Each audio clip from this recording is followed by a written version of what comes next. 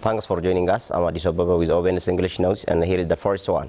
The body of the former Ethiopian President Girma Wolde-Giyorgis laid to rest yesterday at the Holy Trinity Cathedral. Senior government officials, including President Sahle-Work Zewde and Prime Minister Dr. Abiy Ahmed, attended the funeral. 81 gun salute is fired to honor the former president. The late President Girma Wolde-Giyorgis died on last Friday night. He was the president of Ethiopia from 2001 to 2013. The late President Girma has performed various state duties throughout the country in different capacities for many years. The House of People's Representatives has declared Wednesday, December 19th, as a national day of mourning for the late president of Ethiopia, Girma Wolde-Giyorgis. Accordingly, flags have flown to half-mast for the whole day across the country. Ethiopian embassies and the consulates, as well as Ethiopian-owned vessels yesterday.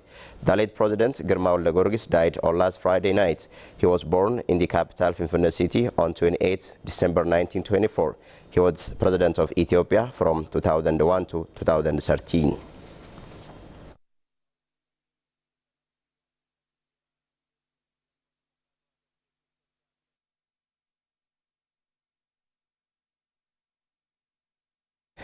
Prime Minister of Ethiopia, Abiy Ahmed, met on Monday with Ms. Christos Slidas, European Union Commissioner for Humanitarian Aid and Crisis Management. The Prime Minister noted that the EU is an important partner in development, peace and stability, as well as democratization efforts of the country. According to FBC website, Mr. Slidas commended the changes that have been taking place over the last 8 months. Both parties expressed their commitment to a sustained and a strengthened partnership, according to the Office of Prime Minister.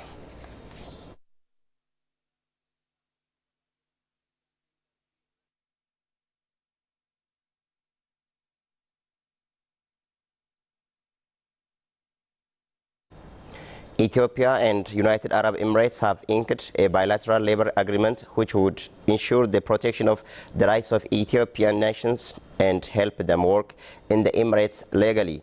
According to FBC website, the bilateral labor agreement was signed by Foreign Minister Dr. Worqineh Gebeyehu and Nasser bin Thani Juma Al-Hamli, Minister of Human Resources and Emiratization in Abu Dhabi. Similarly, Ethiopia has concluded the signing of bilateral labor agreements with Jordan, Qatar, Kuwait and Saudi Arabia to ensure the protection of the rights of Ethiopian nationals and thereby stemming illegal migration.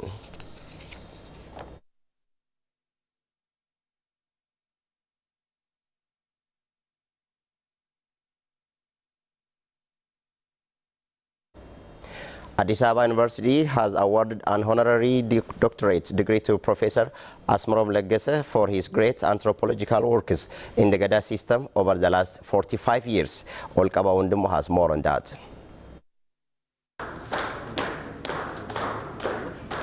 Addis Ababa University has bestowed a honorary doctorate degree to Professor Asmerom Leggese for his relentless efforts and scholarly contributions he has made to introduce Gada system to the world. President of Addis Ababa University, Professor Taso Waldehana, on the occasion said the university has conferred honorary doctorate degree on the professor to thank and give recognition for his amazing contributions paid for the Gada system. Professor Asmerom Leggese for his part thanked Addis Ababa University for the warm welcome and honor. The anthropologist Professor Asmerom's book is considered as the most proper on the Oromo Gada system.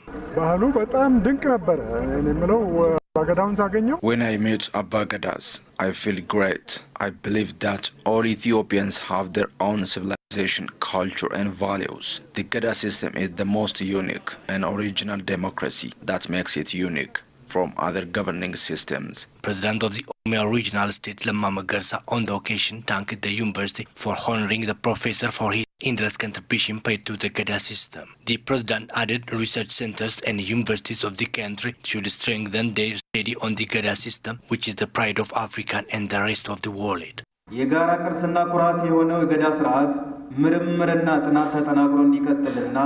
The indigenous Gada system is the pride of all of us. I want to call upon our universities and research centers to strengthen their studies on the system. All should support the best achievement of Professor Asmerom Leggese and work for the better achievement of it. The Oromia regional government will strengthen its support for the Gada system.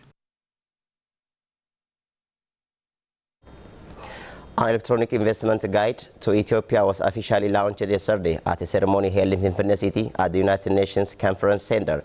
The web-based investment promotion tool covers a wide range of topics deemed relevant to investment consideration and will serve as the first point of contact for domestic and international companies and business people interested in investing in Ethiopia. The platform highlights the various investment opportunities in the country and provides information on the costs, laws and regulations related to various aspects of investments, such as business setup, labor, taxation and access to land, according to FBC website. Investors may also be interested in contact details of relevant public institutions, official texts of laws and directives, as well as in feedback collected among investors who are already active in Ethiopia. The guide for Ethiopia was developed by the Ethiopian Investment Commission in collaboration with the ICA and UNACTAD. As part of the project, the two UN organizations have provided capacity building and technical assistance to the staff that will own, manage and update the platform regularly. Since the beginning of the year, ICA and UNACTAD have jointly launched guides in 6 other African countries, namely the Republic of the Congo, Malawi, Zambia, Nigeria, Madagascar and Mauritania.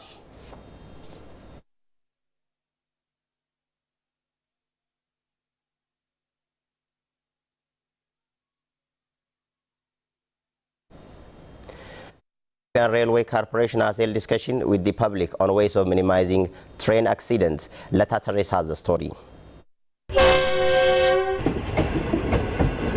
It was to be recalled that the people residing around Ethio-Djibouti Railway held a discussion along with Ethiopia's Railway Corporation on ways of reducing traffic accidents that took place on the railway, which has claimed the lives of livestock of its vicinity. However, the corporation announced that traffic accident that used to be encountered on the railway is decreasing. Previously, the corporation has paid compensation worth 4.5 million birr to owners of killed animals due to the accident. Director of the Ethiopia's Railway Corporation, Engineer Tselon Sarka, told Ethiopian news agency that the accident was serious, especially on the railway from Adama up to Meso. He said it was possible to reduce the accident through holding discussions with residents of the area at different times, recalling the killing of 23 camels in the last October because of the traffic accident on the railway. According to him, the train which operates at the area has stopped its operation for a day at the time of the accident. The accident is reduced to 4 goats killed in the last November due to the same accident. The corporation said the construction of bridge which overcrossed the railway and commencement of traffic control work have contributed to the reduction of the accident. The corporation said it is working to get $500 million revenue till the end of this month.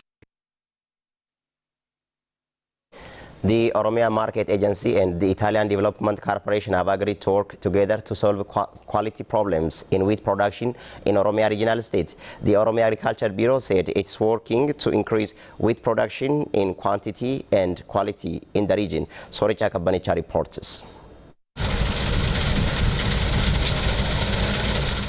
The Oromia Market Development Agency has agreed with Italian Development Corporation to solve quality problems in wheat production in Oromia Regional State. Director General of Oromia Market Development Agency, Gammachis Malako, said has been working to eliminate illegal trade in the wheat market and to develop market access to farmers of the region. We visited the areas where wheat is produced in quantity with different stakeholders and make them agree to work together. He added that it is being discussed to increase wheat production. At Italian Development Corporation, coordinator of agriculture and industry project, Gennana Gazu for his part, stated that they have started workers to solve problems in the market. Our support is making our farmers able to produce selected seeds of wheat, which earns them a good profit and needed by industries for further process of production. We are supporting them through different researches and giving them technical aid. Head of Oromia Agriculture Bureau, Daba Dabale, said his bureau is working to meet the wheat demand in the country. When we see the total production of wheat in our region, we are producing high quantity in Bale, RC and other zones of Oromia, but we are still importing wheat as a country. We are investigating the main cause why we are always importing it. Different data shows that Ethiopia is producing 4.5 million tons of wheat per year, but the demand is about 7 million tons. Recently, a delegation led by Prime Minister Dr. Abiy Ahmed has visited a wheat production in Bale zone and discussed with farmers to solve the problems in the lack of market and the quality problems. Media experts said the selection of Ethiopia to host the World Press Freedom Day signifies recognition for the ongoing sweeping reform in the country. Last November, the United Nations Educational, Scientific and Cultural Organization, UNESCO, has selected Ethiopia to host the 2019 World Press Freedom Day. The 26th edition of World Press Freedom Day, which will take place in Finfinne City, is expected to focus on the role of the media in elections and democracy. The journalists from various media houses told INA that the move by UNESCO revealed a shore-up for the democratic reforms in Ethiopia, especially in the media sector. The United Nations General Assembly declared May 3 to be World Press Freedom Day to raise awareness of the significance of freedom of the press. The World Press Freedom Day, which was instituted with the objective of promoting an independent, pluralistic press, last year hosted in Accra, Ghana. It's a day which celebrates the fundamental principles of press freedom, to evaluate press freedom around the world, to defend the media from attacks on their independence, and to pay tribute to journalists who have lost their lives in the exercise of their profession.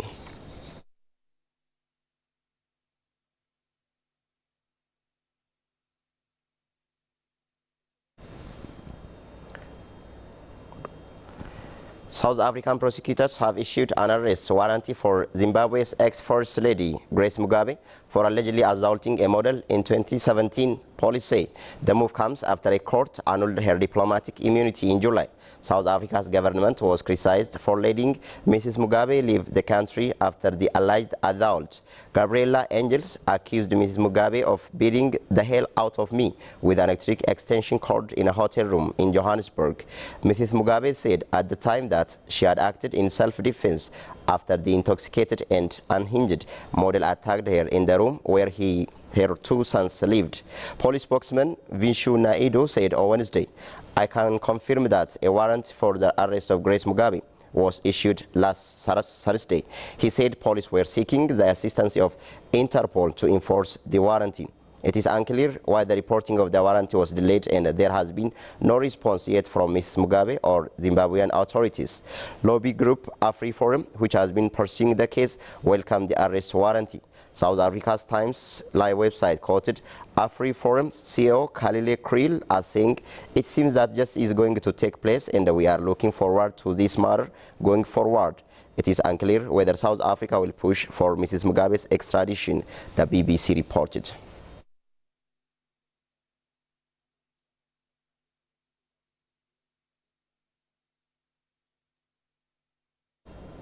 The last news from abroad, and that brings us to the end for this edition. Thank you for watching and have a nice time with the remaining OBN programs.